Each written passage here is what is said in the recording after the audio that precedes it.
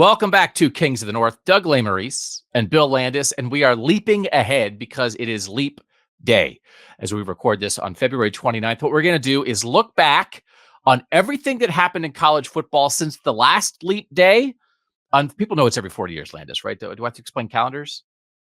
Yeah, I mean, I forgot about Leap Day until you mentioned we were doing the show a couple of days ago. But yeah, I think people understand the concept of Leap Day. Yeah. So we are going to do 10 things that have changed in college football since the last Leap Day and go, holy moly, could you ever have predicted that? As a foundation for us to then make 10 predictions that we think will happen between now and the next Leap Day on February 29th, 2028. So it's an excuse for us to look 4 years into the future. I will say initially my idea for this was pick 10 days in the history of Northern college football that you would want to relive over and over and over again. And then I was like, wait, that's Groundhog Day.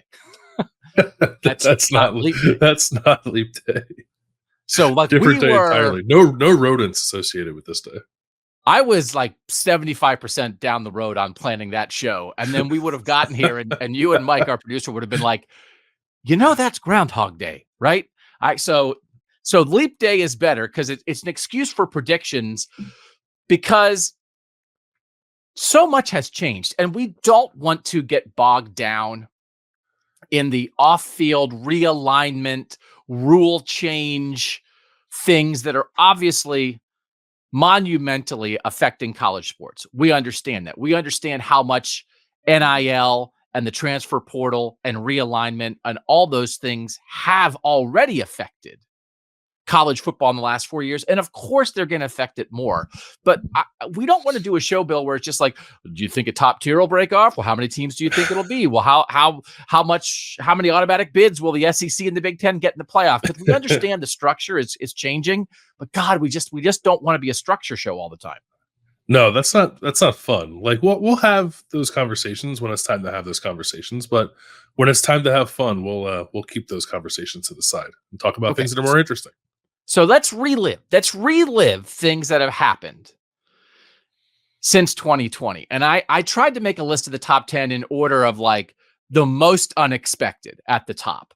And so the number one thing to me that if you would have predicted this, if we would have done this show in 2020, to say that Nick Saban will be retired by the next Leap Day, would that have seemed outrageous to you? Of course, he's getting up there in age, but I think we also at various times in the modern era of college football thought Nick Saban would coach forever. So would that have seemed like an outrageous prediction to you in 2020? Yeah, just because it's still hard to imagine a college football world without Nick Saban in it, but back then it would have been even more difficult. So yeah, that registers as outrageous to me. You're right, like his age is his age, and you start making assumptions once guys get north of 70, but I, like you and a lot of other people, just figured he was going to coach until he was 80 or maybe until he died, but he decided not to do that. So good for him. Yeah, he played it really well of like, he sort of, I think, managed to craft this aura of like, man, I'm never going to retire. And then he just retired. He retired in 5 minutes. So there, of course, it was something that people talked about. I could have imagined us maybe predicting something like that, but it would have felt a little bold had we predicted it. By the way, where were you in 2020 on Leap Day 2020? Just what's changed in our own lives? February 29th, 2020. What was I doing? I don't know. Just hanging out, hoping. But you were at the Athletic still, right? You were working for the Athletic? I was at the Athletic still. The world had like not quite gone to crap yet, right? Yeah. Right. So, I was feeling pretty good about myself. And then, like 3 weeks later, like a lot of other people wondering if I was going to have a job. Yeah. a couple weeks. We'll get into that too. No predicting new viruses though. Also, like yeah, we didn't do that. No, we didn't do that. Yeah. We're not predicting viruses. So yeah, I was still at Cleveland.com. I don't think either of us would have imagined the world that we personally are in on right now. We're doing the Kings of the North. I was planning to get married at the time. Like we had we had a wedding planned for June of that year that didn't happen. Oh, but we were excited about it. Yeah, but now you are married and you have a baby.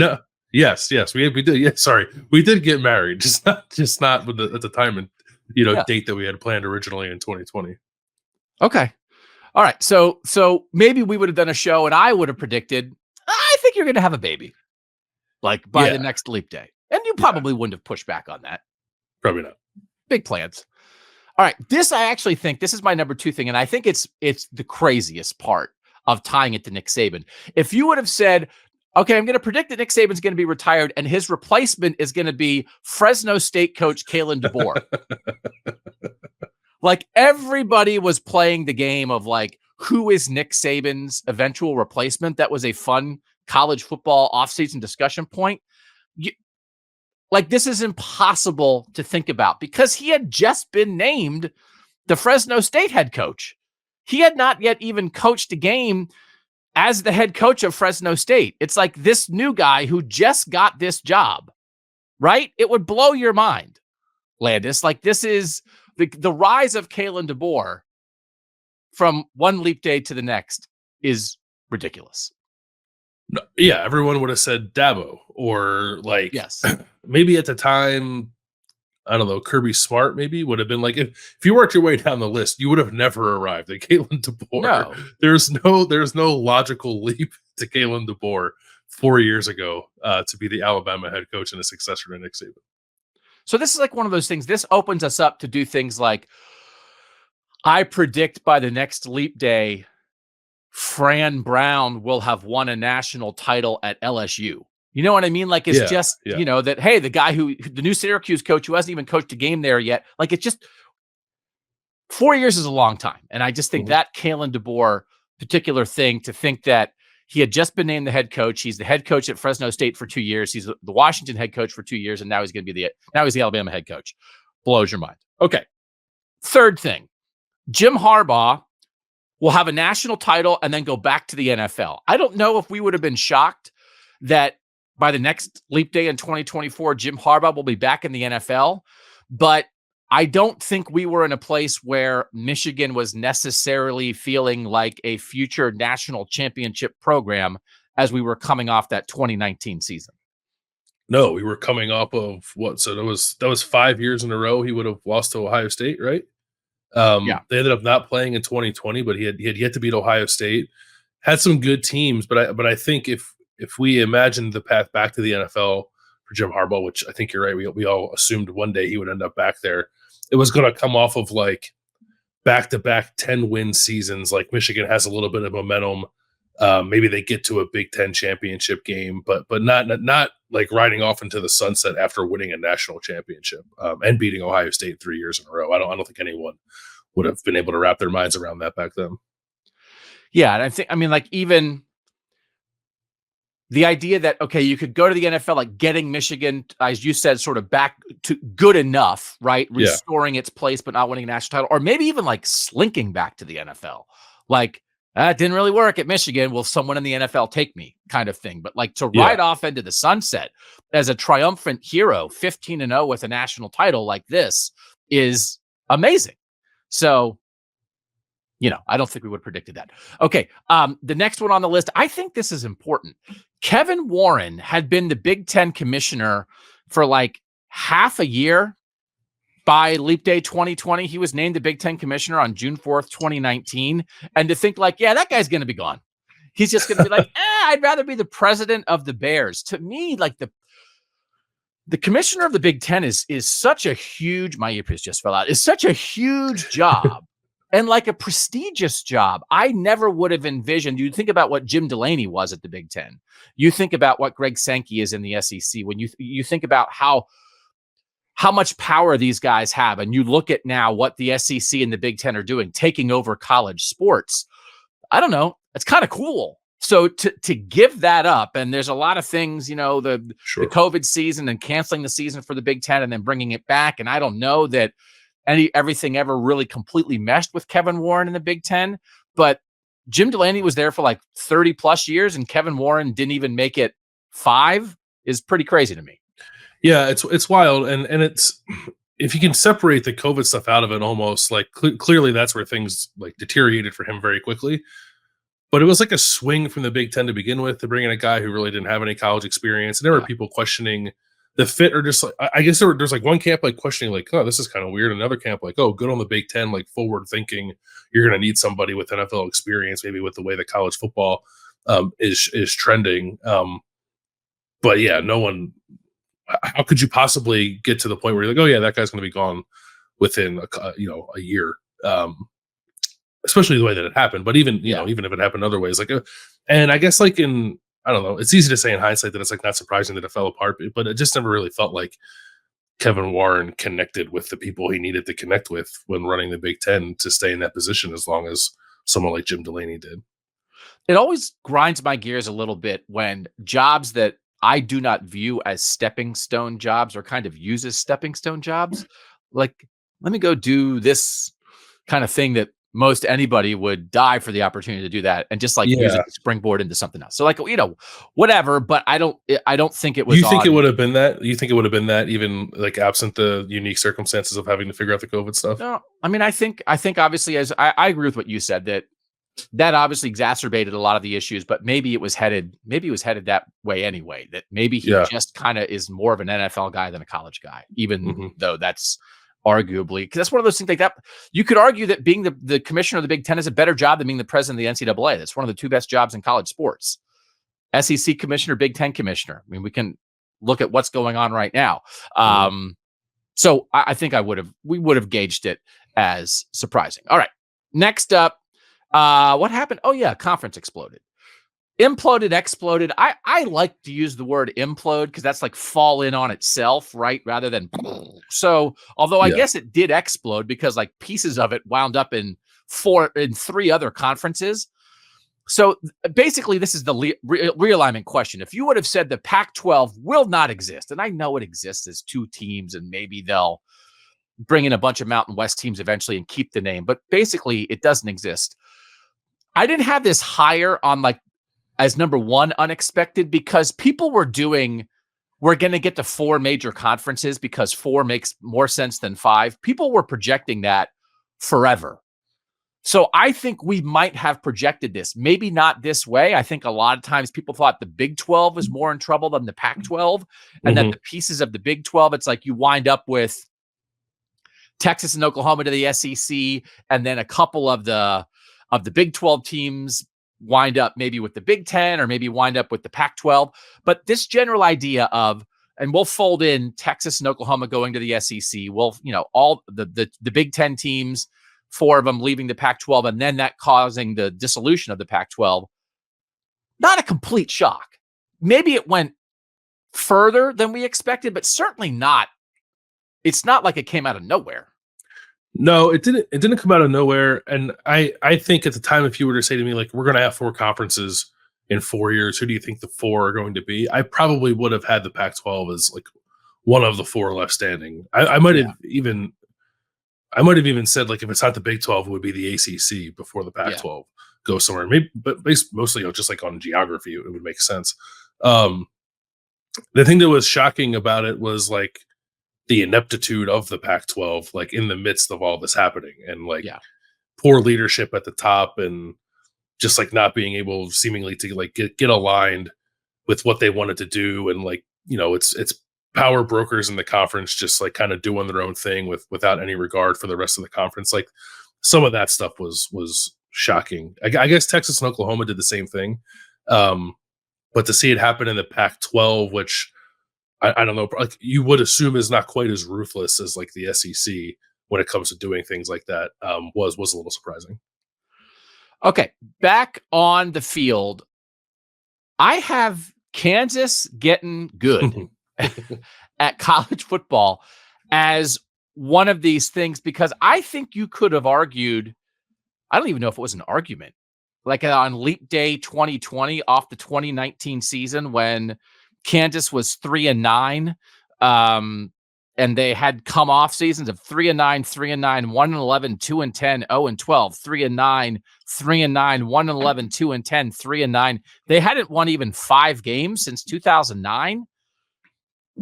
Would you have said Kansas is the worst football program among the power conference teams? And to say like, hey, they're good. 9-4 last season under Lance Leipold, 6-7 the year before that. I don't know. I wanted to acknowledge some like on-field things that happen. And I think Kansas maybe is one of the the most unlikely teams to be like, yeah, no, we think they're like a good, like solid 8-win program now. Yeah, like there's a small group of power conference teams like Kansas, Vanderbilt, I don't know, Rutgers maybe once it's upon a time, but like, Rutgers once upon a time, yes, but not since Shiano got there. But just like no offense, bottom feeders in yeah, the power conferences. It's them suddenly becoming respectable programs. I think would be surprising if you told me on Leap Day 2020 that Kansas was going to hire Lance Leipold a couple years later, then I would have said like, okay, they're going to be better. But we didn't know that they were going to do that. We just figured they were going to toil in 3-win land forever. Um, so yeah, this is one of the more surprising on-field developments in the last 4 years. I shouldn't admit this, but I couldn't remember who the coach at Kansas was before Lance Leipold. It was Yeah, I don't know. Yeah, Les Miles, Les Miles. national champion Les Miles. I mean, you can really see it. It's so good because they went from, they had tried it twice with Charlie Weiss and Les Miles of sort of recycling guys on the way down, right? Mm-hmm. Charlie Weiss, Notre Dame to Kansas, Les Miles, LSU to Kansas. Like, hey, man, I can't believe we got these guys. And it's like, okay, well, there's a reason they're not at LSU and Notre Dame anymore. And now they got a guy on the way up who had been a winner at Wisconsin Whitewater, had been a winner at Buffalo. And it's like, oh, yeah, that worked. But I think you want to acknowledge that, like, nobody would have said, like, you know what? You know who I'll tell you, because they were about to go 0-9 under Les Miles in the COVID year. Like, they had not even quite bottomed out yet. They were about to bottom out. And it's like, you know what? I believe in Kansas would not have been something that anybody would have said. Number 7 on my list of like things maybe you wouldn't have predicted, Cincinnati making the playoff.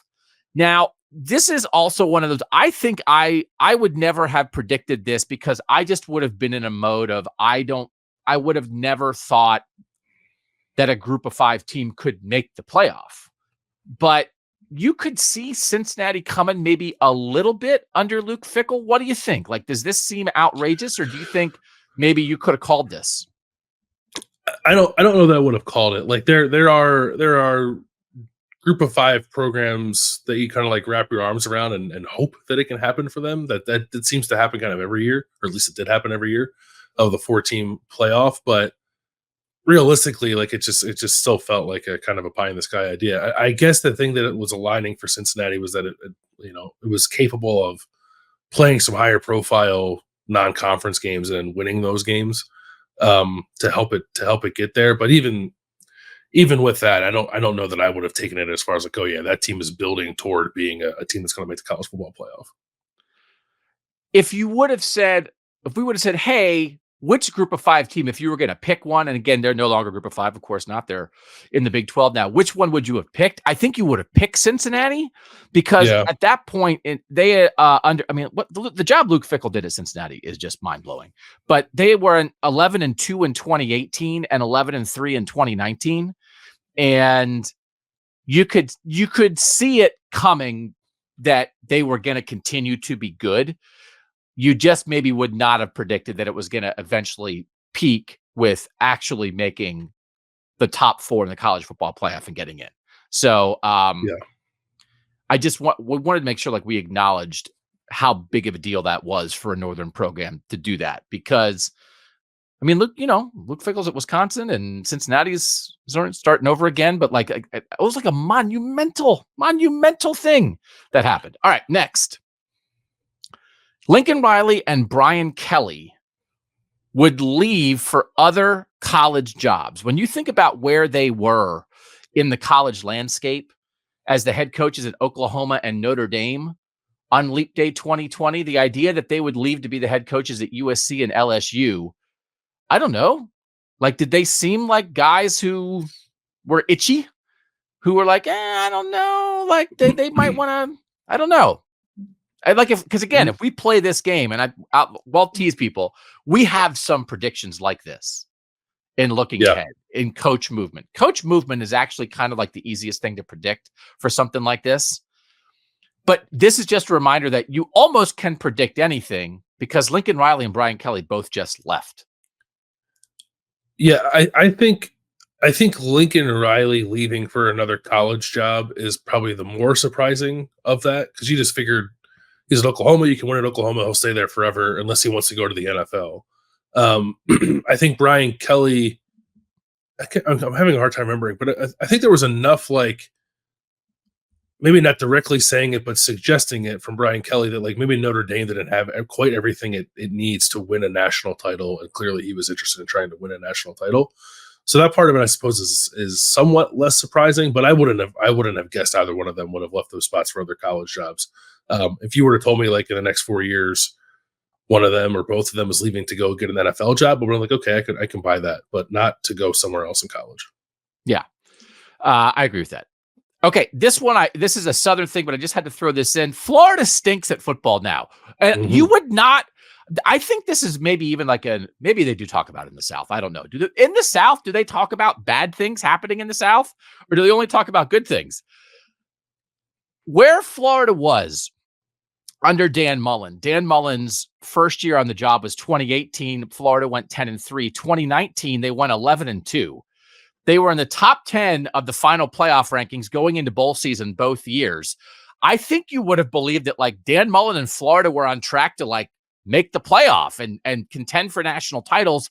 And you look at Florida now, they've had 3 straight losing seasons.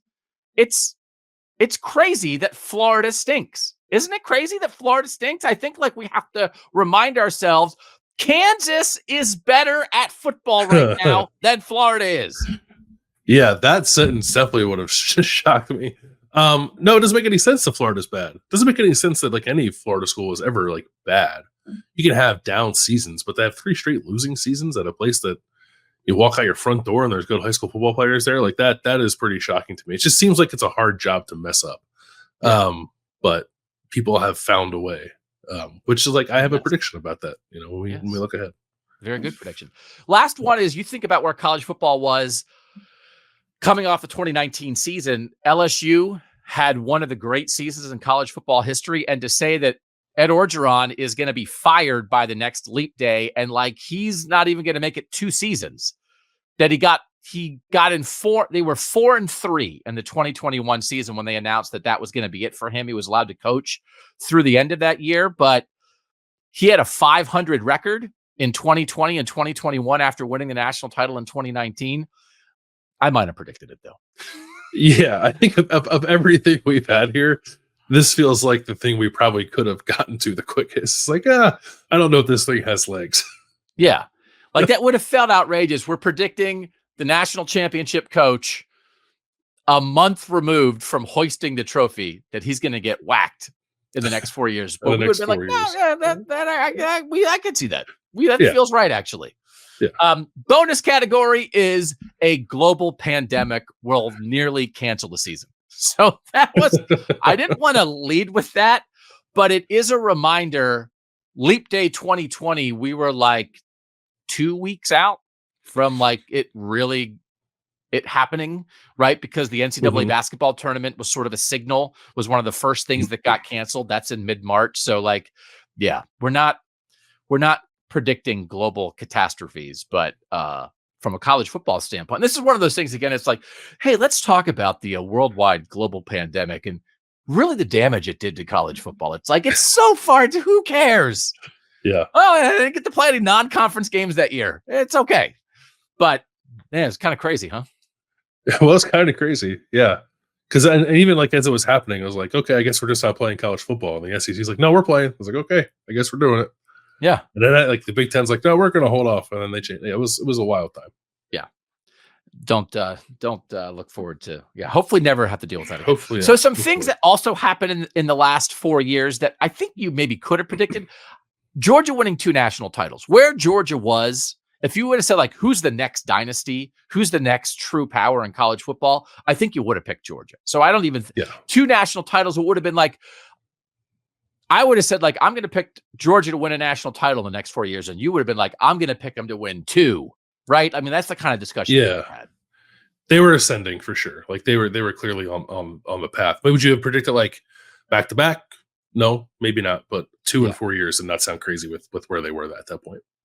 Clemson falling off, that Clemson was at this point 4 years ago, the number 2 power in college football behind Alabama, and that if you would have Yeah. said they won't be that, they will be good, but not anywhere close to the top tier by the time we get to the next leap day, I actually think that would have been a reasonable prediction. Well, there was enough discussion at the time, I think, about the way that Dabo had gone about building his roster and like how he was kind of like slower to adapt to a lot of the things that were already changing in college football, that I think you would have predicted them to be something less than what they were the previous 4 or 5 years. But they went to the playoff 5 out of the 6 years prior to what we were talking about and won 2 national titles. And Right. they haven't been, and they went back the 2020 year and got smoked by Ohio State and haven't been back since. Like Clemson falling off and like Clemson not making a playoff since 2020, I think are two kind of different things. I think the latter of them, like kind of being nationally irrelevant the last 3 years, I think would have surprised me. Wisconsin firing Paul Chryst. At this point 4 years ago, Paul Chryst was 10-3, 11-3, 13-1, 8-5, and 10-4 at Wisconsin. Wisconsin was number 8 in the final playoff rankings going into the postseason in 2019. If you would have said like, okay, let's play a game like fired or playoff with Wisconsin, I don't know. Probably, would you pick playoff, or would you have seen maybe a stagnation coming in Madison that would lead to a coaching change? I guess if I had to pick one of the two, I would have picked fire, but my prevailing thought would have just been that Wisconsin would have been pretty content with winning 9 or 10 games and going to Indianapolis every year, because that's kind of what I felt like they were going to be. Yeah. And the last thing I have on the list is like the whole Ferentz nepotism thing, like kind of becoming a thing. It was like a kind of a big story in college football for like 2 years. Kind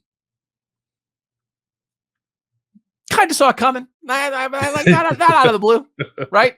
They weren't, I think, coming off that season, I think they were like ranked 50th in offense. Iowa was coming off the 2019 season. They weren't yet at the point where they were going to be in the hundreds in their offensive rankings. So maybe you would have thought like, oh no, they'll just kind of continue this thing of being not great on offense as opposed to being terrible. But yeah, kind of turned into a deal. It turned into a deal, I think, is understating what that turned into. It's all anyone talked about for an entire college football season. It was crazy. How about that? All right. We're not talking about that anymore. We're talking about, we have wonderful things to talk about with Iowa this year. All right. That was laying the groundwork. So you guys have a foundation. So you do a little bit of this. Hand on the chin, cock the head. Right? On the treadmill, out driving around, right? Preparing dinner. You're just thinking to yourself, that is a lot of change. And we did not even get into the idea that the transfer portal and NIL fundamentally changed how roster building works in the sport, which is like a huge, gigantic deal. But there's just been a lot of stuff. We think there's going to be a lot of stuff in the next 4 years too. When we come back, we'll make 10 predictions about what will happen between now and Leap Day 2028. We are leaping ahead on Kings of the North. Back on Kings of the North, if you want to give us a thumb on YouTube, we appreciate that. If you want to drop a review or give us a 5-star review on Apple Podcasts, we certainly appreciate that. We love that you guys are along for the ride on some of the like in-depth stuff where we really analyze things, and then we just make stuff up sometimes. Just throw it against the wall. We each made 5 predictions for what we think will happen between now and the next Leap Day on February 9th, 2028. Nobody should be offended by this. Most of them are going to be wrong. If we are around in 4 years, we will certainly look back on this show. And if we are 1 for 10 on our picks, we're going to be doing laps, right? Like, oh my God, we're geniuses. But it does give you just like a little indication of like where we think some things are in college football too. Like we're not going to predict an alien invasion, right? And we're not going to predict things that like we think there's no logic behind the thought process. So I'll start in Oregon. My prediction is that by the time we get to the next Leap Day, Dan Lanning will have a national title as the head coach of the Oregon Ducks, but he will also by then be the head coach of the Alabama Crimson Tide. I just am curious I'm a little apprehensive about the fit of Kalen DeBoer in Tuscaloosa. And Dan Lanning, he's from Missouri. He certainly has coached in the North. He also certainly has coached in the South. He had a year at Alabama as an analyst, as a GA kind of thing. I think Oregon's going to be good. They have been good. Oregon is good. Oregon is a very, very good college football program. I think they will win a national title under Dan Lanning. I don't think that's crazy. And then I think if Alabama is not as its standard and they're looking around saying like, wow, like this is not it, which just happens sometimes. And like 3 or 4 years is, big time programs. If they give you 3 or 4 years and it's not happening the way they want it to, that can be it. And they look around and say, Godfather offer, that guy, go get the national champ. And then Dan Lanning could be like, because this time around, if Alabama was, I guess Alabama was interested and he was like, I'm staying. But if it's $19 million a year, it's like, well, thank you, Oregon. It's been wonderful, but it is Bama and the money is piled up to my neck. Does this sound completely wild to you, or is there some logic to this? No, I think when we get to the end of this exercise, this might be the one that actually kind of makes the most sense and perhaps is most likely to happen. I'm with you on Oregon and the trajectory that they're on. I think they can win a national title and can win a national title as soon as this coming season. I think they're kind of geared up for that. And Dan Lanning felt to me like the logical fit for Alabama this time around when it hired Kalen DeBoer. I understand why it didn't work out. Like if you're Dan Lanning, do you want to go replace Nick Saban when you have a good thing going at Oregon and you're going to get paid well there and you have a chance to win a national title? I probably would have made the same decision. I think I probably would have stayed at Oregon too and like sort of let someone else go handle the fallout of being Nick Saban's successor and then come back and clean it up. Maybe you come back and clean it up with a national championship ring on your finger. So like that fit will always make sense in the future whenever that job opens back up, assuming it does open back up while Dan Lanning is still coaching. So this all lines up perfectly for me. I think you're spot on here. I guess the only thing is like, does Dan, like 3 years from now, does Dan Lanning look at Alabama as like actually a better opportunity than Oregon? Can Alabama actually outbid Oregon for Dan Lanning? Because Oregon has a lot of money too. Like, I know Phil Knight's like 90, but Oregon, I think will still have money even after Phil Knight is no longer among us, I guess. But I don't know. I guess that's the one thing that gives me a little bit of pause is like maybe Oregon is trending in a way where it's not actually viewed as a lesser job than Alabama. That'd be fascinating. That'd be a great prediction. In 4 years, Oregon will be a better job than Alabama, which again, I think a lot of it in the modern age, because we've been talking about that, like the money in the North and like that, there's something to that. So just so people know, we're going to have other predictions about Ohio State stuff, Iowa stuff, Washington, Penn State, Notre Dame, Nebraska, Michigan State, Indiana. Like we're covering a lot of the Northern teams here. So we have a lot of stuff geared. A lot of it is coaching related because it's hard to say like, I think this kid who is currently in 10th grade will win the Heisman, right? I don't know that many 10th grade football players. So it makes it harder. You want to pick Baby Gronk to win whatever the Mackey Award? Is that your bonus one? Baby Gronk for the Mackey? No. All right. Your first one is also a coaching move, and I find it intriguing. Yeah. So my first one is that Brian Hartline will succeed Mario Cristobal as the head coach at Miami. And Miami's in an interesting spot. Like Mario Cristobal is not, I think, done as well as people had hoped there. I guess there's a little bit of rebuild, but he's 12-13 in his first 2 years at Miami.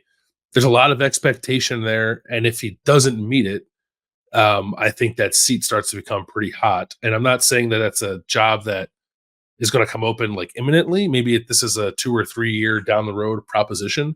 But if and when it happens, I could see Miami like trying to take a swing on someone sort of like outside of the family, outside of the, programs, relationships, but someone who has strong ties in South Florida, has recruited really well down there, has been like a thorn in the side of Miami with some of the recruiting wins that he's had in South Florida. Brian Hartline has.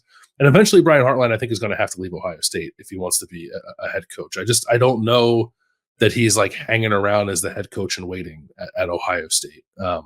Maybe I'm wrong on that, but I think if he if that's a job that he ever wants, and I think it is a job that he would want, he might have to go elsewhere to kind of prove he can do it before it's given to him in Columbus. And, Miami be a heck of a place to prove it. So it's a reach, I think, to say that a program like Miami would hire someone who's never been a head coach to be its head coach. But also maybe this is like 4 years, maybe this is like right before Leap Day, the next Leap Day, and Brian Hartline would have spent like 2 years as the head coach at Toledo, and now he's ready to go be the head coach at Miami for a couple of years and then come back to Ohio State, right? There's a couple of different ways you can get to this point. Yeah, I was curious about that. If you believe this is his first head job, because it is one of these things where the big time, highly paid assistants at major programs like Ohio State are less inclined to take MAC type jobs than they were in the past. So I don't think Brian Hartline will take a MAC job. I think that he's probably beyond that now. So what does that mean? Where would you jump to? Where is your first job? This would be a big jump, but I don't think it's too big of a jump. Like, I think you could jump from viewed as the best position coach, one of the best position coach in the country, co-offensive coordinator, dynamic personality, NFL experience, recruit the heck out of South Florida. And this is right now, he just beat Miami for the number one recruit in the country, Jeremiah Smith, as a South Florida receiver. He went head to head with the school down the road and beat him and got that kid to come to Columbus, Ohio. So these are the kind of things that, and he's done it before, and he's going to do, like, he has more lined up.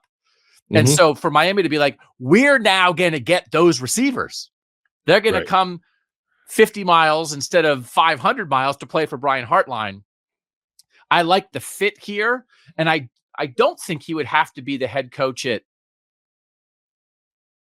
and this is one of those where like I'm like grasping for things, but like the head coach at Wake Forest for 2 years first before going to Miami. I think he could make this jump. Yeah. And I wonder too, like, and this, I'm not saying that like what you just said about like, we're going to get these receivers now is a bad reason to want to hire somebody. I don't know that it should be your first reason, but I also feel like it would be Miami's first reason. Yes. Right. There's much more to it. Right. Yeah. Leading a program, working with donors and boosters, creating structure, hiring good people, not just recruiting receivers, but man, oh man, that'd make everybody feel good. And also it does actually matter. It's just not number one on the list, but like recruiting good skill players is like actually is quite a big deal. All right. I really like that one. This is another coaching change for me that is also tied to winning. And I have Iowa making the playoff under head coach Chris Klieman. Currently the head coach at Kansas State, deep Iowa roots. So this is a prediction to me that Chris Klieman will be the next Iowa head coach, and then it will happen within the next 4 seasons, and that there will not be a drop off. And so I also could break this up, right? Because I certainly don't think it's impossible that Iowa makes the playoff under Kirk Ferentz in the next 4 years. So I tied these two together. I don't think it should be read as it requires them moving on from Kirk Ferentz to make the playoff. But I don't know that Kirk Ferentz, I don't know what the personal feelings are about having to lose his son as the offensive coordinator. And there is a new AD in there now in Beth Getz. And so I'm predicting both things, which is like Iowa rising even higher. And this I think is important because it's not in a world where Iowa was competing to be the best team in a weak Big Ten West. It's like, okay, now all the teams in the West are in trouble. There's no more divisions in the Big Ten. Here comes Oregon and Washington and USC. The idea that like Iowa can hang with that group. Can Iowa one of these years be the 4th best team in the Big Ten and make the playoff, be the 3rd best team in the Big Ten and make the playoff? I think they can. And I also just think the Kansas State guy who's done a really good job and is from Iowa might be lined up to take over there. Yeah, I think you could be right. The part about this that feels sort of more like bold and out there is that it be Chris Klieman, right? And not a Stoops or not Brett Bielema, right? Not somebody from inside the Iowa family, because we've had these conversations for a couple of years. Like, we know Kirk Ferentz is going to be at Iowa forever, and maybe some things have happened that might expedite that process, or maybe he'll be there for another decade. I have no idea. But when that would happen, I think we would expect it to be someone who has stronger ties to the program that Chris Klieman has. He has none other than, I guess, being from the state, right? But he's a heck of a football coach. He's a lower level, I guess, national championship caliber head coach, but he's done a great job at Kansas State. And I think that like similar in the way they have to go about trying to win, right? But Iowa is better positioned, I think, than a Kansas State would be to reach that higher level. So it would definitely be an enticing job for someone like Chris Kleiman. And I think that the bones of the Iowa program are good enough to be what you just said, like an occasional playoff threat. So it's not wild to me to say like in the next 4 years they might be the fourth best team in the Big Ten, because the schedule helps too. Like you gotta see how it breaks out. Like, is there a year where you don't have to play, the 4 or 5 best teams in the league? So some teams will have to, but if there's a year where you don't and you can rise up, I think that's well within the realm of possibility. And this is understanding again that this is a program that traditionally has had a very, very good defense, and then in recent years has been held back by the offense. So it's like, okay, if the offense doesn't hold them back anymore, the offense is solid, doesn't turn it over. Again, complementary football is a fine way to play. It's a great way to play at a program like Iowa. You just have to actually complement each other. It doesn't mean that you can be good at one thing and horrible at another. So Chris Kleiman went to Northern Iowa, coached at Northern Iowa for a long time. He's not an Iowa Hawkeye guy, but huge roots in the state, which is why I went with him there. All right, number 4 is another. This one's quick. This is like we might be on the 365-day clock for you on this next prediction. My next prediction is, sorry. I want to make sure mine are in the same order. I must have said the wrong one. Jedd Fisch will leave Washington after 1 year to be the head coach at Florida. So enjoy it while you have him, Washington fans, because Jedd Fisch is only going to be around, I guess, probably for less than a year at this point with the way that these things work. One football season, less than 1 calendar year. And I think this is just me like projecting my fears about the hire initially, because I think that the Florida job is going to open. Billy Napier has not done a very good job there. As we said, like they've had losing seasons for 3 straight years, and it's going to be a 4th straight year. Their projected win total for this year is 5.5. There are no lofty expectations in Gainesville. The only thing I guess that could keep Billy Napier in that job is DJ Lagway, the quarterback they just landed, who's very talented, one of the better quarterbacks. Some people think he might be the best quarterback in this recruiting class that just signed. And if you're fearful that you might lose him and you keep Billy Napier around for that, like maybe that makes this unlikely to happen. But I think they're going to have another bad season, and I don't think they're going to tolerate it. So I think they're going to get rid of him. And then Jedd Fisch went to Florida. He's a former graduate assistant of Steve Spurrier. Was not there for a long time. Like he spent a relatively short amount of time in his coaching career at Florida. But I think that pull, assuming that job opens, assuming that Florida would be interested in Jedd Fisch, assuming Jedd Fisch does a good enough job at Washington this coming season, I think a lot of things will line up there for that job to be offered his way, and I think you would have a hard time turning it down if that were to happen. And this is the kind of thing. This happened to Oregon twice in recent years with Willie Taggart to Florida State and Mario Cristobal to Miami, where it's like, no offense to Oregon, but like there's connections here. Like I gotta go, and this is nothing against Washington, but you're just reading the tea leaves on like the gotta go connections that head coaches have to regions and often to their alma mater.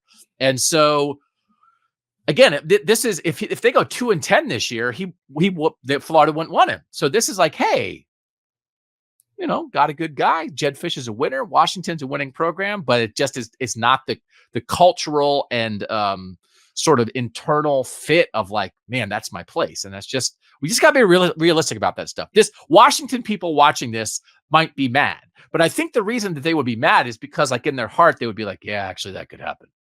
Yeah, I think so. I think if you're realistic, you have to at least keep it in the back of your mind. And it also just feels like that it's set up for Jedd Fisch for like the bar to be like pretty low for what people would consider an impressive year one for Jedd Fisch, like with the way that the roster is turned over and like the timing of the coaching change. Like if he pulls out like an 8-4 season, I think people are like, oh, good job, Jedd Fisch. Yeah. 8 wins for a team that just went to the national championship game, which like doesn't really compute logically. But I think actually would be an indication of a pretty good coaching job if he was able to do that. And again, no offense to Jedd Fisch, lots of guys are like this, but you have noted he's just had a very nomadic career. He's been all over the place. Yeah. And so, to be like, nope, he's putting down roots. Washington is the place where he'll always be. The guy from New Jersey who went to Florida is going to stay at Washington forever. It's like, why would we think that? We look at history and find this. All right. Another coaching change for me. And this, again, is one I think you could have made this prediction 4 years ago and been wrong. James Franklin, the Penn State head coach, will be a head coach in the SEC 4 years from now. Everybody's kind of always, this is like, he's been really, honestly, right? Very successful there. Not gotten over the top. But from where people maybe feared the Penn State program would be, Bill O'Brien came in and sort of steadied everything for a couple years after the whole Paterno mess. And then James Franklin came in, and they are a consistent winner. There are a lot of happy Saturdays in Happy Valley, and that should not be taken for granted. They're not as good as Ohio State, and they're not as good as Michigan.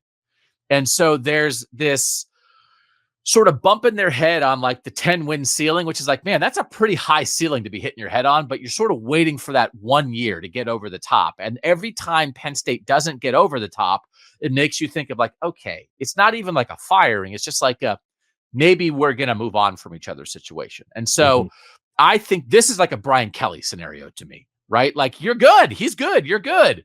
But would James Franklin be like, this is just, I'm good. I've done the best I can do here. But the Josh Heupel thing didn't really work out at Tennessee, and they're going to throw a boatload of money at me. And so in 2027, James Franklin is the head coach at Tennessee, or that James, Jedd Fisch doesn't get the Florida job. And so they hire James Franklin, right? Like, this is not a super negative prediction. It's a reading situation prediction a little bit, but I do think this is a big year for Penn State with 2 new coordinators, but especially on the offensive side of the ball where they made that decision. He made that decision. 3rd year Drew Aller at quarterback. It's a decent amount of stuff back on defense. Like, hey, when's Penn State going to get over the top? And if it doesn't happen this year, it may accelerate this kind of thinking of like, maybe they part ways. Yeah, I could see that. And James Franklin has not been shy about or his representation, I guess, has not been shy about kind of putting his name out there for stuff. Like, came with USC several times. He got more money out of it. So there will be definite flirtation there, I think, no matter what. It's a matter of like what actually pushes the change to happen. And I think it could be some sentiment that like, we're really good at Penn State, but perhaps unrealistically so, think you can be something better than a team that wins 10 games and makes the playoff more often than not, and that precipitates change. I was curious like what SEC programs you had in mind for this. Like, I wasn't sure if like Florida would make sense. Tennessee, I think if like the Heupel seems to be doing quite well there, but if it doesn't work out, then maybe that's one that could open too. But like Alabama, if the Alabama job like falls off a little bit, and like Dan Lanning's like, I'm not going to Tuscaloosa. Are you kidding me? I got a good thing going here. It's like James Franklin, Alabama head coach. Yeah. No, I think that could be possible. Yeah, I think anything other than Georgia, right? I think it's been, I mean, he wins 9 or 10 games every year at Penn State. So like, they're really good. So this one, I think, I mean, this is one of those things. It's like, hey, James Franklin in a new job. It's like, get on board. Like everybody thinks like that. So I will say in our first 5 predictions, we have a new head coach at Oregon, Iowa, Washington, and Penn State before the next leap day. We'll take Kansas State. And Kansas State, which is not officially one of our northern teams yet. Yeah. When we come back, I'm going to explain. I have some numbers on why we have so many coaching changes predicted, what has happened in the last 4 years in northern coaches, and then we'll get to another 5 other predictions for Leap Day 2028 next on Kings of the North. Doug Lesmerises and Bill Landis. Bill, I have a question for you. I'd like to give you the trivia questions. Yeah. 26 northern teams that we claim. People know that. How many of them have the same head coach right now that they had on Leap Day 2020? Man. Of the 26. Same head coach. 11. Oh, nailed it. Pure guess. This is a pure guess. Wow. Sometimes, like with stuff like this, information like this, we have our great producer, Mike Rostowski, make graphics. But I didn't put this out into the world because I wanted to save it for a trivia question. I didn't want you to see the information for a graphic. You nailed it. These are the 11 schools, same head coach. Matt Campbell at Iowa State, Kirk Ferentz at Iowa, PJ Fleck at Minnesota, Kyle Whittingham at Utah, Kalani Sitake at BYU, Neil Brown at West Virginia, Pat Narduzzi at Pitt, Ryan Day at Ohio State, Mike Loxley at Maryland, Greg Schiano at Rutgers, and James Franklin at Penn State. That means we have 15 schools that have a different head coach. How many schools have had multiple head coaching changes since last leap day? So like not multiple head coaches, but like they've had 3 head coaches. And I don't count interim. If someone got fired and someone finished out a season, Yeah. I don't count that. How many schools have truly have had 3 head coaches in the last 4 years? 4. 2. Okay. Both of them are, so one is like a guy was too good and left, and one was a firing, which is how you get into that many changes in 4 years. Washington, which went from Jimmy Lake fired to Kalen DeBoer, too good, to Jedd Fisch. And Colorado, which went from Mel Tucker, 1-year coach at Colorado, too good, took the Michigan State job. Carl Durrell did not work out Deion Sanders. So those are the 2. And then we have the other schools, the other 11 schools that made a change. Let's see. So I differentiated this by, did the coach leave or did the coach get fired? Right? So Oregon, Mario Cristobal left for Miami, so they got Dan Lanning. Cincinnati, Luke Fickell left, so they got Scott Satterfield. Syracuse, they fired Dito Babers, so they got Fran Brown. Boston College, Jeff Hafley left, so they got Bill O'Brien. Notre Dame, Brian Kelly left, so they got Marcus Freeman. Michigan, Jim Harbaugh left, so they got Sharon Moore. Michigan State, Mel Tucker got fired, so they got Jonathan Smith. Indiana, Tom Allen got fired, so they got Kurt Signetti. Purdue, Jeff Brom left for Louisville, so they got Ryan Walters. Northwestern fired Pat Fitzgerald, so they got David Braun. Illinois fired Lovie Smith and got Brett Bielema. Nebraska fired Scott Frost and got Matt Rhule. And Wisconsin fired Paul Chryst and got Luke Fickell. So that's why we're talking about so many coaching changes, because more than half the schools in the North changed their head coaches in the last 4 years. It's pretty crazy. But you nailed it. That's the sport, right? Yeah. So we have to sit here. We're sitting here and saying there's 26 teams. Half of them are going to have new head coaches by the time we do this again in 2028. That's why we are making these predictions. I just don't want people to think that we're being loose with people's jobs. We're just being reflective of reality by being loose with people's jobs. But it's also, I think it's reflective of like changing the sport, right? Where I don't know. It feels like now that 2 years is either enough time for people to decide that like this guy is the next big thing, or enough time to decide like this guy doesn't have it. And I don't know. I don't think that was true like 10 years ago. Do you think that was true 10 years? Like, it feels like that's small of a sample size to determine whether or not you should make a change is like a relatively new thing. And also, I think the willingness of coaches to like jump to another job too, because again, all the predictions we're making, we're not firing guys. Dan Lanning leaving, Kirk Ferentz retiring, Jedd Fisch leaving, James Franklin leaving. We're not firing guys. We're just saying like, hey, like, there's a better opportunity. Maybe you think you're going to get fired, so you jump before you do. Like, this is the reality of it right now. And even when we go through this, like the guys of the 11 changes, I only had 1, 2, 3, 4, 5 of those 11 changes that were people actually fired for losing. Yeah. There were a couple other people, Pat Fitzgerald, Mel Tucker, that were fired for off-field things. Jimmy Lake even had like a little bit of an off-field thing and losing. And then there were a bunch of guys who jumped. Purdue, their coach was so good that he went back to his alma mater school, which is why you predicted a Jedd Fisch move. 4 years ago, what would we have predicted? I think Jeff Brom's going to leave Purdue to go to Louisville. We would have been right. That's the kind of thing that you predict. Okay. All right. Not everything is coaching, though. So number 6 on our list is to you, and you have if you just read this and you just read it through the first time, you might be like, oh, yeah. And then you realize, oh, you're actually making a pretty big prediction here. Yeah, this one has layers to it. So the next one is that Notre Dame will win a Big Ten title in the next 4 years, and Michigan will not.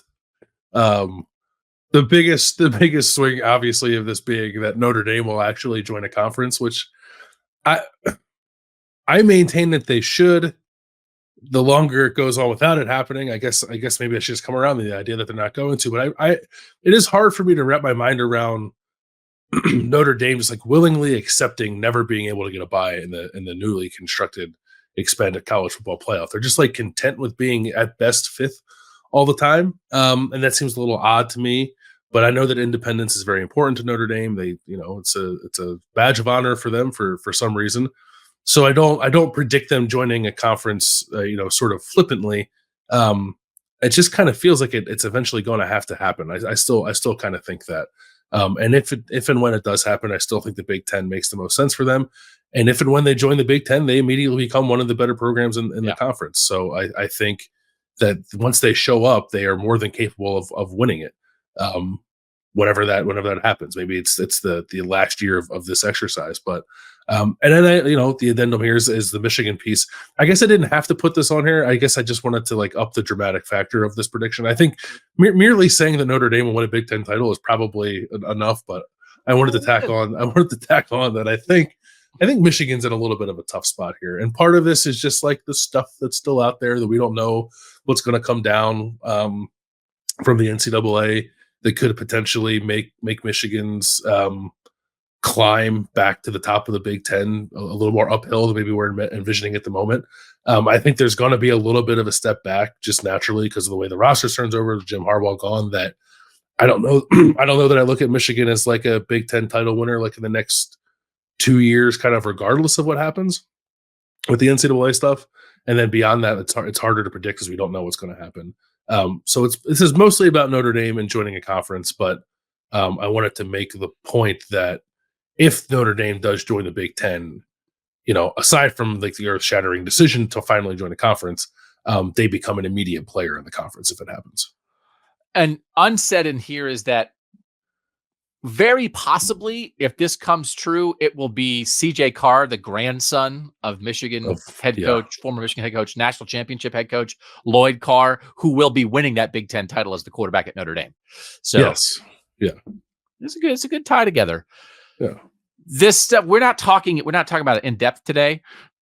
The latest stuff that is out there is the idea of the Big Ten and the SEC proposing not just an expansion of the playoff from 12 teams to 14, but saying they would want 3 automatic qualifiers from the SEC and the Big Ten, 2 each from the ACC and the Big 12, and then 1 from the Group of 5, which would only leave 3 at-large spots, which is where Notre Dame would have to get in. That's probably enough at-large spots that it would be like if Notre Dame's one of the 14 best teams they're going to be in.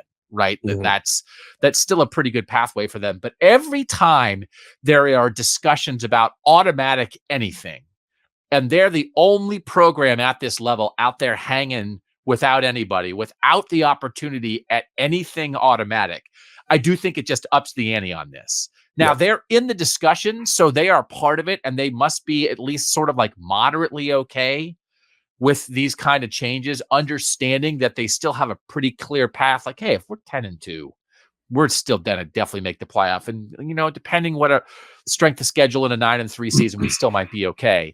Mm-hmm. But also it just be the pressure seems to be amping up a little bit that I don't know. Again, this is one of those people have been since the advent of Leap Day.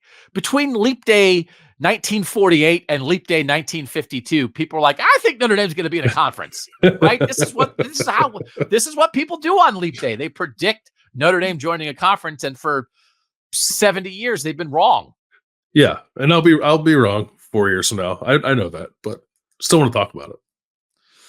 Okay. Mine is another coaching thing, and it's tied to one of my previous coaching things. And mine is that Nebraska football will be back. That like Nebraska football is going to be good. I didn't put a number on it. I didn't put championships on it. I didn't put playoff appearances on it. Are you okay with Nebraska being back as a prediction? Yeah, I think we know what that means. Okay. Right. I think you're okay. Good. They're Kansas. They're Kansas level, right? They're good. They matter. They win games. They beat top 25 teams. I'm envisioning something more than that. Okay, more than Kansas. That's fair. I just like because Nebraska was Kansas when Bo Pelini was there. Kansas wasn't cool. No, exactly. Right. So like in the mix, in the playoff discussion, winning big games, being part of the conversation, being a team that we talk about on Kings of the North because of how good they are. And tied with this is that Matt Rhule will be one of the 5 highest paid coaches in college football because part of my prediction here is that Nebraska is back. James Franklin goes to the SEC. Yeah. Penn State throws a bag at former Penn State linebacker Matt Rhule. Be like, man, look what you did at Nebraska. Like, you got Nebraska maybe like back. Maybe at that point, even like Nebraska's a better program than Penn State, right? Maybe they're very comparable, but like maybe Nebraska's gotten a little bit over the top. Dude, come home. Come home. We're making all kinds of predictions about coming home. And Nebraska's like, 16 mil a year. Stay. This is your new home, right? Because that's how guys get raises. So this is my Nebraska's so good. The Penn State job comes open. Nebraska, Warren Buffett drives to Matt Rhule's house in a van made of money, and it's enough to get him to stay. It's just a gold bar on wheels. Yeah, this is yours now. So I think it would have to be that, because I think it would have to be a substantial bag to keep Matt Rhule from taking the Penn State job. Yeah. So, okay. Money matters. But Nebraska's like when Nebraska's good, right? Nebraska's a big fun job. Yeah, right? Like if you, it is actually very similar to the Penn State job. It really is. And so it's one of those things, like there's a natural inclination to think the guys always want to go back to their alma mater. But also, like, if James Franklin doesn't leave, I think actually it's a bigger draw to want to go back if you feel like your former school's in tatters, which is what Jim Harbaugh came back for. Yeah. Michigan was in a pit. And it's like, only I can save them. And I have a responsibility. I love this university. This university launched me in my life.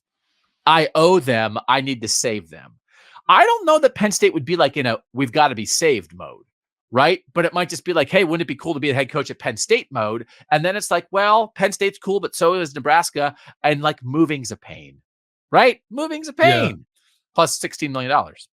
And I also think that, like, even now, Nebraska, I think, is better resourced than Penn State. Right. So they're not quite the same. I think the investment in football is higher at Nebraska than it is at Penn State. Yeah. Okay. Number 8 to you. What's your prediction? I was going to take this all the way and say that Aidan Chiles was going to win the Heisman Trophy, but I'll backpedal a little bit and just say merely that Aidan Chiles, the Michigan State quarterback, will be a Heisman Trophy finalist at some point over the next 4 years, which would be a pretty big freaking deal for a program that does not have a lot of Heisman Trophy tradition. Michigan State's highest Heisman finish ever was 3rd in 1963. Wow, with Sherman Lewis. Lorenzo White finished 4th twice in 1985 and 1987. Kenneth Walker was like the most recent guy that kind of flirted with it. He finished 6th in 2021.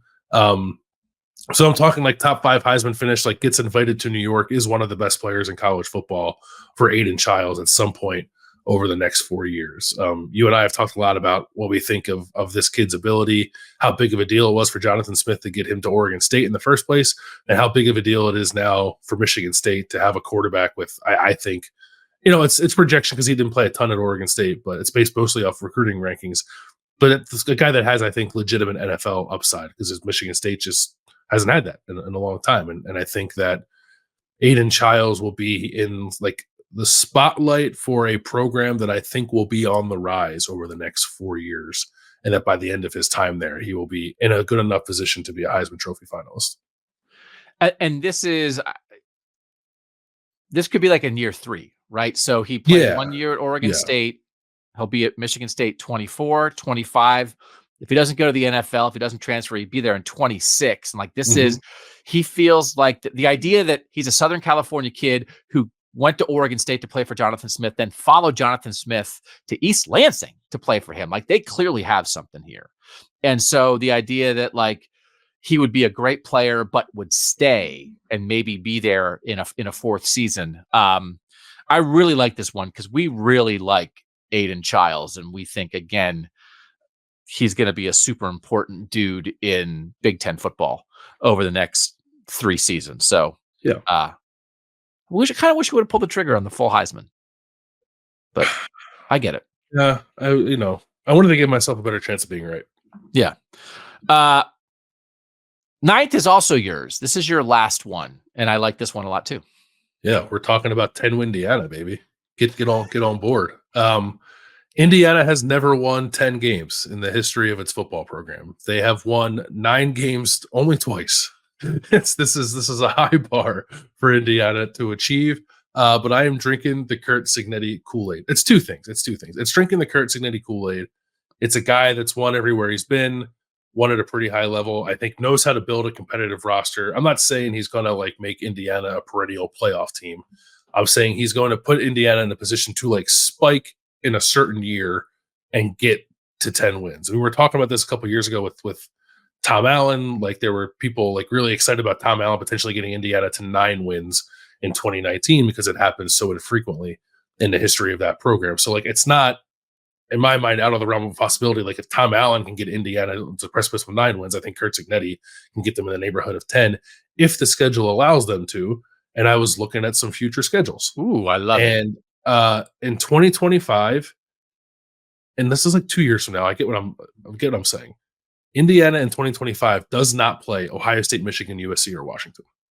They play UCLA at home, and they play at Oregon and at Penn State. And even if they lose both those games, which they probably would, they can still, I think, get to 10 wins reasonably. In 2027, they don't play Ohio State, Oregon, or Washington, and they play both Penn State and Michigan at home. So, like, it's set up. It's set up a little bit, I think, for them to like take a run at this. Like, realistically, if Curt Cignetti is capable of building the kind of roster that I think he is at Indiana, with better support there from the administration, a larger NIL war chest, I think the ability to probably recruit a little better out of high school than Tom Allen was able to. Like, I think they can get there. Again, not every year, but a spike, I think, can get them to 10 wins. Do you think they're gonna get a quarterback? Julian Lewis, the number 1 recruit in the class of 2025, has been to Indiana. Like, do you think Curt Cignetti and that program has the juice to land like a program changing guy, like a Dylan Raiola for Nebraska? Could they hit that, even if it's not Julian Lewis? Yeah, I think they could. I think it's really important what Curtis Rourke does this year as like a 1-year transfer rental for them and what he looks like in that offense. I kind of think they got a dude in Tyler Cherry in this recruiting class. He's from Center Grove in Indiana. Like, he's a 4-star kid. He's like a top 250 prospect. It's not Julian Lewis. It's not Dylan Raiola, but it's also a much better quarterback prospect than Indiana typically gets. Which would be encouraging, I think, if you're trying to project forward and think about, can they swing a little even bigger than that? I think the answer is yes. They do a pretty good job with quarterbacks, that staff, as I've said a number of times before. So is it the number 1 guy in the country? Maybe not. Is it like some kid from Florida who's like the number 6 quarterback in the class and a top 50 player? Like, I think they might have the juice to get a guy like that. Yeah, kind of like Michael Penix was kind of like that. He's from Florida. Yeah. Right? Yeah, turned out to be pretty good. Yeah, that's one of those things that you just you seize the moment, right? And we're winding up talking about Kansas a lot, but when you think about like Lance Leipold to Kansas, Curt Cignetti to Indiana, what Kansas football has already become. Indiana's a better football program than Kansas. And so, like, if they make a similar jump, they'll be higher. They could be at this level to be, and even one of these. This is one of those where, like, I was going to say, like, does a 10-win Indiana team make the playoff? And some of the things you're outlining, where you have an easy schedule, and maybe you lose the 2 games against the best teams, and your non-conference isn't that good. This could be one of those where, like, a 10-2 Indiana doesn't make the playoff, and like a 9-3 Michigan does, and you just have to. You have to understand the situations here. And I do think the committee will operate that way, but you can't like weak schedule yourself into the playoff. But, we can have that discussion when it happens. How dare they leave 10-2 Indiana out of the playoff? That'll be a lovely discussion because we'll be talking about 10-2 Indiana. But even for a program like Indiana, like, there are programs for which I guess, making the playoff, like, the ability now to say you made the playoff is going to pay off in recruiting. I think a program like Indiana, like, being in the discussion the last weekend and like people pounding the table, even if you don't get in, pays dividends in recruiting, right? Like, you don't even have to get in as long as we're talking about you on selection Sunday or Saturday, whatever day of the week it is.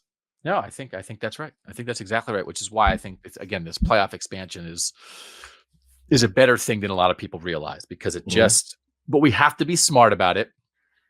We, meaning the people who talk about college football on a regular basis, we have to understand that there are different tiers of programs and different thresholds of success, and there are ways to open up avenues to people, but then like don't immediately go to the negative.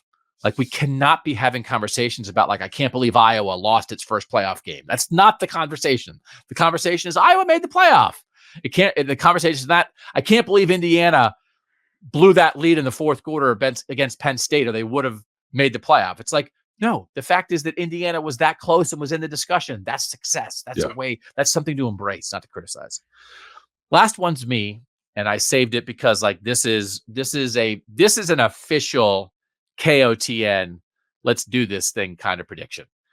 I predict that both Ryan Day and Marcus Freeman will have national titles by the time it gets to the next leap day, which means if we add my predictions together, I believe the North will win 3 of the next 4 national titles because I've got one for Oregon and Dan Lanning, I've got one for Ryan Day and Ohio State, and I've got one for Marcus Freeman and Notre Dame. So I was gonna make it just like 3 titles for the North, which would make it 4 out of 5 because they just got the first one. But I wanted to zero in. Let's talk about these individually before we talk about the big picture one. First one, Ohio State and Ryan Day, a national title in the next 4 years. Are we at the point where saying Ohio State will win a national title in the next 4 years is not even a prediction? It's like a requirement. Like that's what they have to do given where they are, what they're able to do with talent acquisition, the coaching changes they've made, how close they've been the last couple years, a field goal against Georgia, the last minute against Michigan, the last 2 national champs. Like they kind of should win one, right? Yeah, I think it's like you ought to be winning one about every decade, and they're in that window now. So it was 2002, 2014, and now we're waiting for the next one, and it's already been a decade. So like, we can extend it because Urban Meyer, Jim Tressel Urban Meyer wasn't quite 10. It was a little more than 10 years, but I think it is a requirement. And I think, again, you could have made this prediction in 2020, could have made it for 2024. It would have been very reasonable. And the fact that it didn't happen it's one of these things again. Ohio State's a very good football program. You can't only talk about Ohio State in terms of pressure. You can't only talk about in terms of like falling short of like, oh, I can't believe they didn't win a title. They went 30 years without a title for a stretch there. This is not a program that is 1,000% defined by national titles. It's not. But now that we're at the point where it's going to be a decade, I think you're right. I think that is the right way to look at it. And so once we hit that point where it's been a decade and don't have one yet, then when you hit that 4-year leap window, then you're kind of almost at must territory. So, and again, even without the must, even without the past, there's just a lot of things in place here, right? Like, again, Jim Knowles and Chip Kelly as your coordinators, Brian Hartline still on staff. Tim Walton is doing a great job as the corners coach and what they're doing in recruiting. When you see what they're bringing in, with corners, with receivers. They have Julian Sayin and Air Noland as freshman quarterbacks in 2025. One of them should be the quarterback in 25 and 26. Like, you have a lot of things lined up here, right? To think, okay, like, regardless of what must happen, there's really things in place that, like, it makes a lot of sense to say Ohio State's going to win a national title. Yeah. It's when you combine it with Notre Dame also winning one where it becomes a little more difficult to nail. So what do you think of that? Because I know you think Notre Dame could have an undefeated regular season here. Do you believe that Notre Dame, their schedule this year is a little bit easier? Some of their major national games are against programs that have fallen off a little bit, right? So they're not playing Alabama. They're not playing Georgia, right? Which they're not playing Ohio State. Do you at the moment view Notre Dame as a team that is very capable of having successful regular seasons, but is not yet capable of winning 3 playoff games against the best teams in the country to win a national title? Yeah, that's where I'm at with them. I think, and I think that the ceiling recruiting wise is probably higher with Marcus Freeman there, but I don't know that he's gotten there yet. Now, in this prediction, he has another couple of years to get there before they'd have to win a title. But I still think they are a notch below me believing that they could rattle off like 3 straight wins against, I don't know, Ohio State, Oregon, and Georgia. Yeah. Yeah. So they're going to need to get the skill guys in order. They're going to need to make sure the quarterback situation is in order. They can't live in the transfer portal for quarterbacks, probably. Like that's, you know, you need to develop your own guys, which again, this is like a big time CJ Carr prediction. So again, we're not, you predicted Notre Dame's going to win a Big Ten title. This is, and this is a fair distinction. It's not about Notre Dame being good. It's about Notre Dame having the ability in an expanded playoff to win 3 or 4. And actually, under the current situation, have to be 4. Winning, because they're not going to get a bye. Winning 4 playoff games against the very best programs in the country. Do they have everybody across the board to do that? I think there's a next level there for them. Obviously, you can't make a prediction like this. And again, like this is on the back end of this. Like if I'm lining up my Northern National titles, it's like maybe Oregon or Ohio State this year. Yeah. Yeah. Like Ohio State this year, Oregon next year, we'll throw one to the South, and then Notre Dame might be my order. But that idea, that would be such a seismic change in college football. We're coming off a Michigan national title. And if I'm saying 3 of the next 4 are Ohio State, Oregon, and Notre Dame, and maybe we'll throw a third one to Kirby in Georgia in there somewhere, or I don't even know. Sark at Texas. Like, does that, what has to happen? Does the expanded playoff reduce the chances of that? Like, does it increase the chances of a Northern team winning? I think it increases, doesn't it? To me, I think so. Do you think it increases? I think it increases because I think what has happened is there have been good Northern teams that have just been on the outside looking in. Yeah. In the playoff. You even look at like Oregon this past season. Now, they didn't deserve to get in. They lost to Washington twice, but throw Oregon in there. I don't know. I mean, I think Oregon could have beaten anybody in that field. Right? Absolutely. There multiple years of the 14 playoff where Ohio State didn't make it. 2015 Ohio State. They were 7th, losing to Michigan State, coming off the national title in 14. 2015 Ohio State, throw them in there. There's definitely a chance that those things, something could happen there. And so I do think, you know, there still might be more programs in the South that can do it, but I think if you give Ohio State, Oregon, and then they're probably the top 2, and then the next tier of Notre Dame, Michigan, Penn State. I don't know if we'd throw anybody, and then like another tier. I have to see what revamped Washington looks like. Then like another tier of like maybe could Washington or Iowa or Wisconsin or programs like that win a game? It's gonna be hard for them to win 4. But I think they got to get in. And it's just been such a Southern dominated world, both on the field, but in perception, that we're getting to a point where Utah, let's throw Utah in there. Great defense, like, right? We talked about Dorian Singer, like if they add a couple more skill guys now. I think more opportunity. And then you just also create opportunities for like Southern teams to get upset. You know, like all of a sudden they're not, hey, Georgia was the 1 seed. Everybody loved Georgia, but they lost to Tennessee or they lost to Oklahoma in the quarterfinal, and now all of a sudden Georgia's out. You know what I mean? I think that kind of thing could happen too. Yeah, no, I think so. And it just feels like to me that there's, maybe my perception on this is altered just because I sense some like Southern favoritism when we've been putting together these 4-team playoff brackets, but I feel like the second and third tier teams in the North that have not gotten a shot have had more substance to them than a lot of the Southern teams on the same tier that get kind of pumped up to help like the Georgias of the world maintain their 1 seed and stuff like that. So I'm just like, I'm curious to see if that is actually true and like if it would play out, if we can get an expanded field where more of those kinds of teams are actually getting a shot to show themselves on the playoff stage. I mean, and a little bit of what you're saying is there are more good defensive teams in the North that maybe, right? Or play real defense. And if they can just raise the level of their offense a little bit, they're Oklahoma, chief among them. But I even think that Tennessee team a couple years ago with Hendon Hooker and all the receivers, if that team had made the playoff, I don't know that team would have held up defensively in the same way, right? Against like high quality teams, maybe from the North. So, I mean, and those are the time, like Ole Miss, I don't know, like those are the kind of teams that are going to be getting in here now. And so I do think, man, this is like a separate show. Are like the second tier Northern teams that are now going to make the playoff, are they going to be more competitive in the postseason than the second tier Southern teams? It's a very interesting idea. Yeah. And I don't think that the answer to that is definitely yes, because I think the people that have been skeptical of some of these northern defenses getting propped up by playing bad offenses. Like part of that's true. But now we have a chance to like kind of see it play out. So I'm excited about that. All right. So let's run through again what we are predicting here. If you want to write them down, put it in a sealed envelope, write Leap Day 2028 on it. So if this show doesn't exist in 4 years, you can open up the envelope and be like, haha, no wonder those guys don't exist anymore. All their predictions were wrong.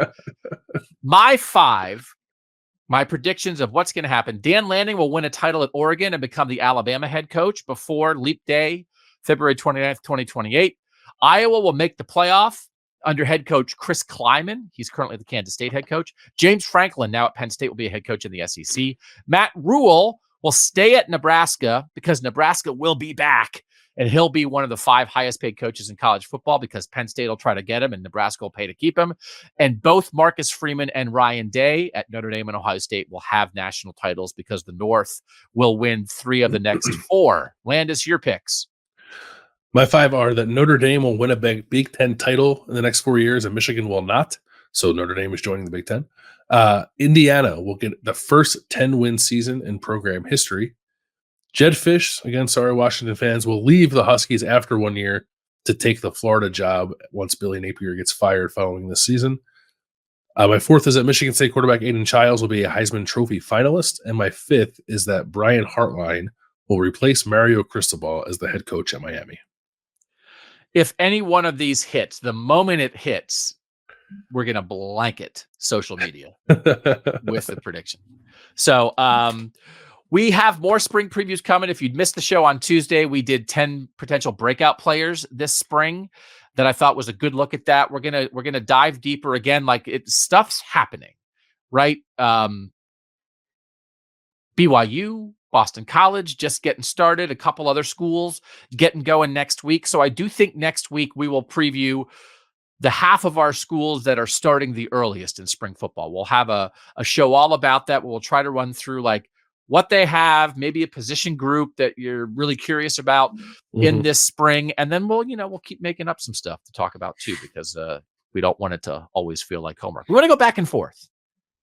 Sometimes you need to do your homework on college football, and we want to be the place where we have the best homework. But sometimes you just got to let it rip and see like, hey, let's find out in 4 years if we're right or not. We want to thank, as always, our great producer, Mike Urostowski, who makes us look good and sound good. He's Bill Landis. I'm Doug Lesmerises.